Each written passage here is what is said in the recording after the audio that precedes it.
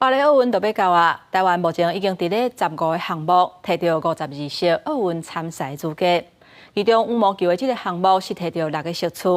混合双打的李嘉欣甲叶芳蔚是咱台湾让12年了后，搁一届有选手摕到参赛资格。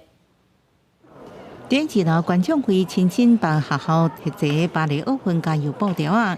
李嘉欣甲叶芳蔚等母校台北市7日台东高中接受羽球队学弟妹祝福。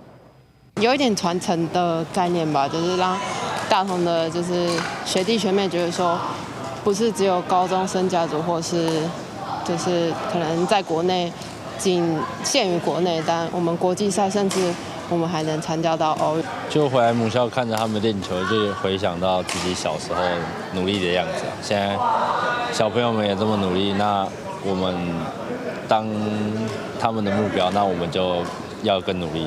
台东高中羽球队民国88年成立到即马，出真侪家族选手，暗过赢拍入奥运的李嘉欣甲叶芳蔚是第一例。李嘉欣分享讲，世界排名前32才会用抢奥运资格，暗过甲叶芳蔚在配合的时阵无积分，到安尼奥运积分2023年5月初开始起算的前一年，都咧抢积分。